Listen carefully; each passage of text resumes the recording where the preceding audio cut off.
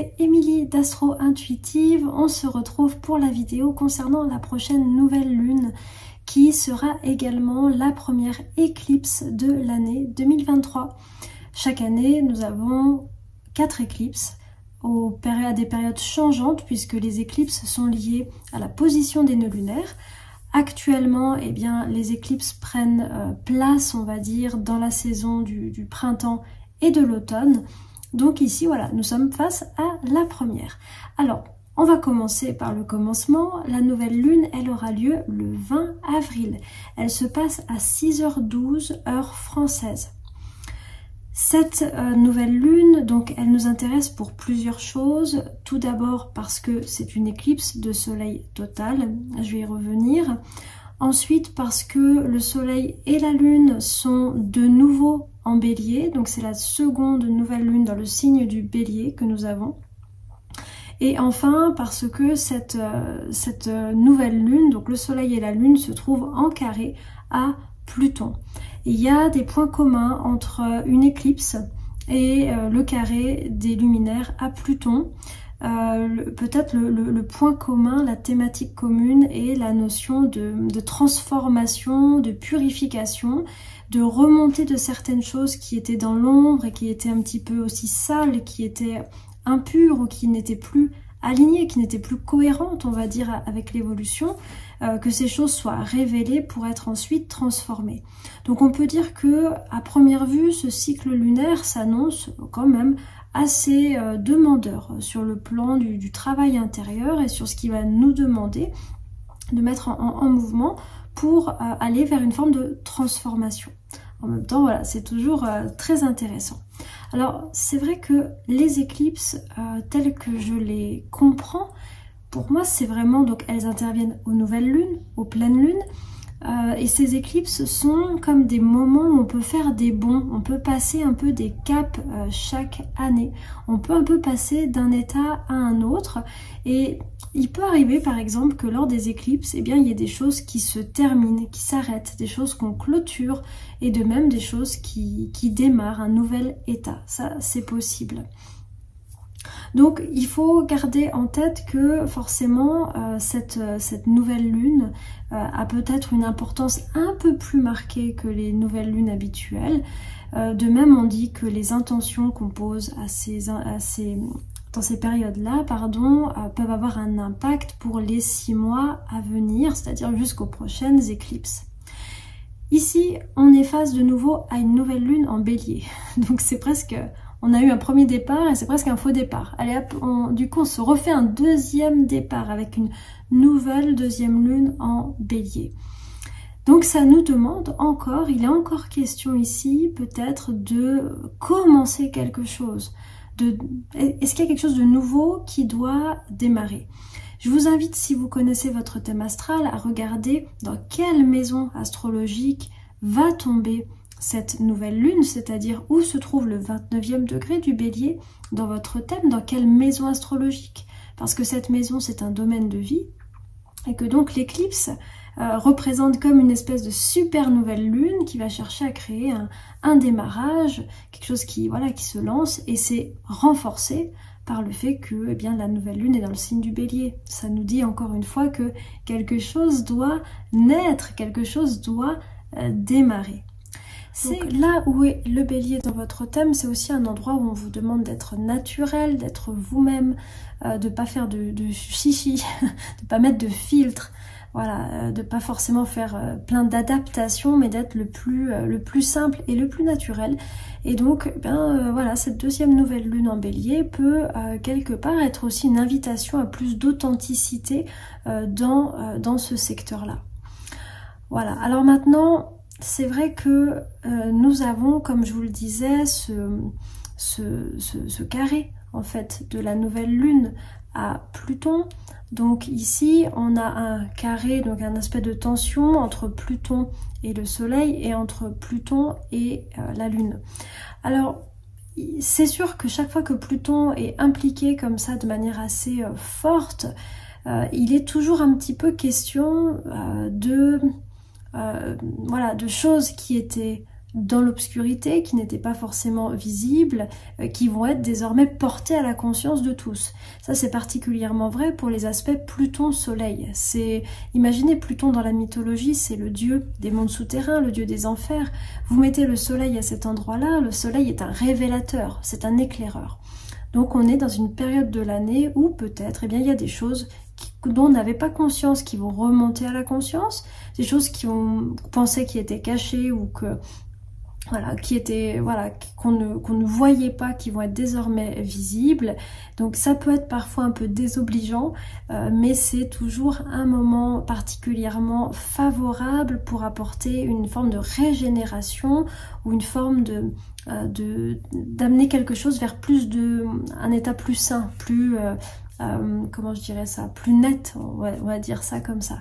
Donc ne vous étonnez pas, entre l'éclipse, le carré à Pluton, il est possible, parce que bon, c'est pour chaque personne voilà, différent, mais il est possible qu'on soit soumis à des états intérieurs ou à des ambiances un petit peu sombres ou un petit peu voilà, un petit peu lourde, c'est pas impossible. Gardez vraiment en tête que l'idée c'est, ok, remettre tout d'équerre, refaire propre, on va dire, par rapport à ce qui va se présenter. Donc les carrés à Pluton sont toujours, voilà, des opportunités de nettoyage, c'est des grandes opportunités de croissance. Maintenant, quand on les refuse, c'est sûr que on peut les vivre comme quelque chose de particulièrement sombre ou de particulièrement désagréable, alors que c'est un état, c'est vraiment quelque chose de naturel, hein, c'est comme, voilà, enfin j'allais donner une image qui n'allait pas, mais voilà, c'est quelque chose de naturel et qui aide justement à l'évolution. Donc voilà, ça c'est vraiment des thématiques importantes. Si vous voulez en savoir plus, il faut vraiment, comme je vous disais, vraiment essayer de regarder dans quelle maison ça tombe, notamment le soleil et la lune dans votre thème, pour essayer de comprendre peut-être quel est le secteur actuellement qui cherche un nettoyage. Alors ce qu'on voit également, c'est que nous avons toujours Jupiter qui est conjoint à la nouvelle lune. Donc nous sommes toujours dans une phase d'expansion. Donc ça nous parle bien vraisemblablement d'un nouveau départ, d'une nouvelle énergie dont on peut disposer. C'est le soleil et la lune en bélier. Et puis toujours pour aller vers quelque chose qui va permettre une évolution, une expansion, un épanouissement. Alors, ça peut se manifester, comme je vous le disais il y a 15 jours, à travers le fait de, pourquoi pas, démarrer de nouvelles études, découvrir de nouvelles disciplines, des nouvelles opportunités d'évolution. Ça peut être aussi de manière beaucoup plus simple avec Jupiter, le fait que pendant un moment, toute la période où Jupiter va être proche du Soleil et de la Lune, c'est un moment lié au fait de se détendre, au fait d'être moins dur envers nous-mêmes. Jupiter, il a un petit côté cool, il a un petit côté laxiste aussi dans son excès, mais c'est aussi une planète qui nous aide à, comment je dirais ça, à rendre la vie ou le quotidien agréable, à nous faire du bien, un peu à nous faire plaisir. Vénus et Jupiter boxent un peu dans la même catégorie puisque ce sont les deux bénéfiques. Donc ils nous aident quelque part à rendre notre vie heureuse, agréable, épanouie. Donc voilà, ça peut être, cette conjonction peut vous parler vraiment d'une opportunité d'évolution. D'ailleurs, soyez particulièrement vigilants, peut-être si vous avez des impressions, des intuitions, des synchronicités qui se passent pendant cette période. Jupiter, c'est une planète de nature un peu prophétique qui peut envoyer comme ça ses petits conseils, il nous chuchote des petits conseils à l'oreille en nous disant ça serait pas mal que tu ailles voir dans cette direction. Donc soyez un peu à l'écoute de ça.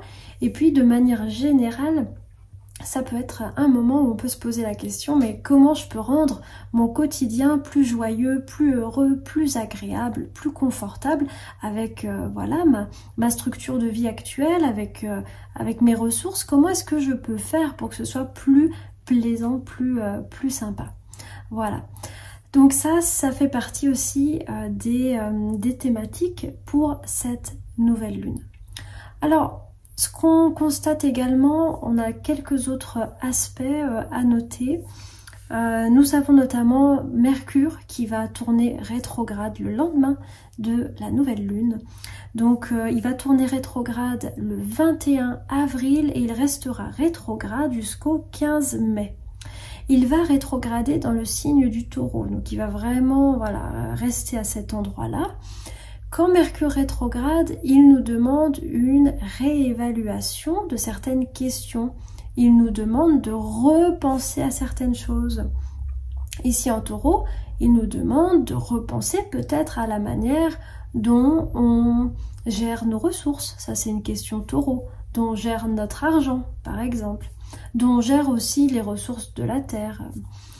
Et ça peut être aussi, Mercure en Taureau rétrograde, des questions autour de la gestion quotidienne, de l'organisation de la maison. Par exemple, ça peut être un moment où on décide de revoir l'organisation de sa cuisine.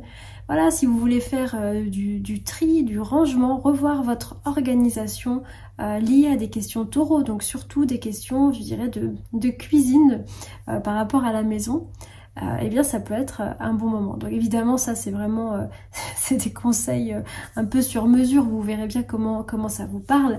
Mais de manière générale, voilà, Mercure rétro nous demande parfois de reconsidérer nos conceptions mentales.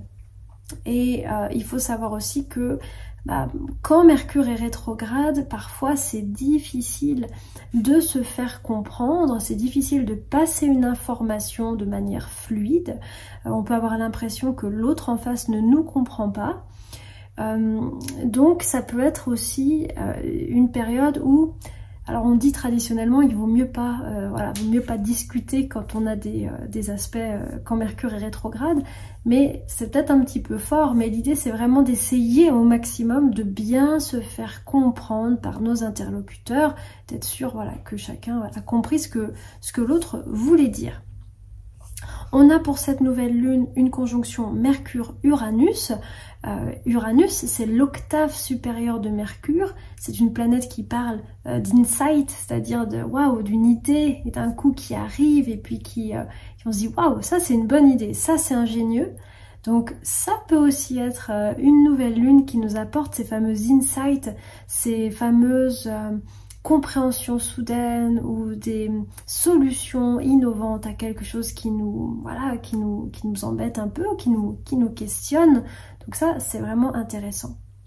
Alors, enfin, on va finir sur le dernier aspect de carré de cette nouvelle lune, sachant que c'est souvent les carrés qui nous font le plus travailler, parce que les carrés marquent des tensions entre les planètes et donc souvent créent une intensité comme ça dans l'ambiance, on va dire, collective. Nous avons ici un carré entre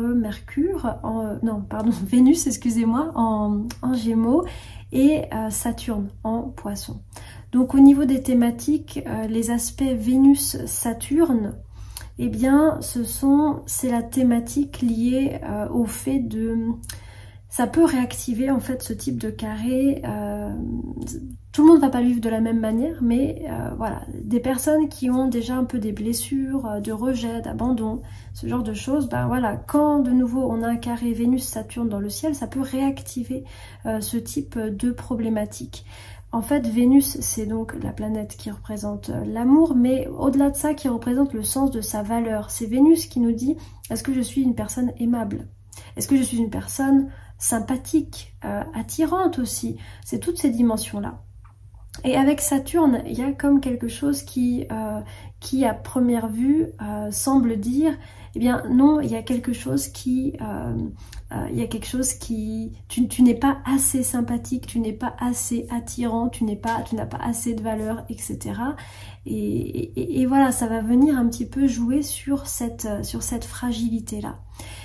Ça peut également nous donner le sentiment qu'on n'est pas aimé. C'est pour ça que je vous disais, si vous avez déjà un peu des blessures, qui sont des blessures somme toute très fréquentes d'abandon ou de rejet, ce type d'aspect, si on n'est pas un petit peu, si on n'a pas cette information, si on n'est pas un petit peu au courant, ça peut venir vraiment l'aviver, et puis qu'on se trouve dans des situations où vraiment on a l'impression que on est isolé des autres, on n'arrive pas à exprimer et recevoir de l'amour. Donc ça, c'est aussi quelque chose qui pourra nous faire travailler. Ça peut être aussi, si on va vraiment plus loin dans l'interprétation de ce carré, on a une Vénus en Gémeaux, donc ça nous parle aussi d'un processus où les relations sont aidées par la communication. Gémeaux, c'est un signe de communication. Ici, le carré à Saturne en Poisson peut montrer aussi parfois des différences de conception, notamment de conception spirituelle, de conception de vie, qui peuvent parfois un petit peu entraver ou rendre plus difficile certaines relations. Et donc, c'est aussi un appel à être extrêmement... excusez-moi, j'ai la lumière qui n'arrête pas de bouger c'est le printemps, donc voilà, c'est très changeant. Pardon, je vous disais que ça peut être aussi un travail de tolérance et d'ouverture par rapport à des valeurs que d'autres auraient qui ne seraient pas du tout les nôtres. C'est un petit peu de ça dont nous parle ce carré. Voilà. Alors, pour résumer, on va reprendre un petit peu tout ça. Le plus important à retenir, c'est que c'est une éclipse. Donc c'est un moment, c'est comme une super nouvelle lune, si vous voulez. C'est le moment de poser des intentions qui sont fortes, qui vont avoir un impact pour les 6 prochains mois. Ça peut être particulièrement en lien avec la maison dans laquelle se passe cette super nouvelle lune, c'est-à-dire où sont le 29e degré du Bélier. Il y a la notion de purification, peut-être de choses un peu sombres qui remontent à la surface et qui peuvent parfois amener des crises, mais en tout cas qui ont pour but de nettoyer et de purifier certaines situations. Donc nouvelle lune et cycle lunaire liés au nettoyage, à la purification. Il est aussi question de deuxième nouveau départ, donc d'une énergie qui encore continue à impulser. On a comme un deuxième printemps, et Jupiter qui est à côté nous dit qu'il y a peut-être des opportunités. Donc il est bon de tendre l'oreille un petit peu à ce que la vie nous propose. Jupiter nous demande également d'être peut-être plus cool, d'être plus détendu et de réfléchir à ce qui nous fait nous sentir bien, à ce qui nous fait nous sentir joyeux. Mercure va tourner rétrograde, il va nous demander de réviser nos conceptions et peut-être nos conceptions pratiques, notre organisation, notre rapport au corps aussi, pourquoi pas, puisque c'est dans le signe du Taureau. Enfin, dernière chose sur laquelle on va travailler, le carré Vénus-Saturne, qui sera vraiment plutôt valable, on va dire, quelques jours avant la nouvelle lune et puis 3-4 jours après, mais après voilà, cet aspect va se défaire, qui va peut-être réactiver les blessures d'abandon, de rejet et qui va nous demander de travailler sur la relation, de travailler aussi sur notre sentiment d'amour et de valeur personnelle. Voilà, je m'arrête là, j'espère que ça vous guide et surtout je vous souhaite une très très belle nouvelle lune. C'est toujours des moments puissants ces éclipses, donc voilà, je vous souhaite un très très beau moment évolutif et moi je vous retrouve dans 15 jours. À bientôt!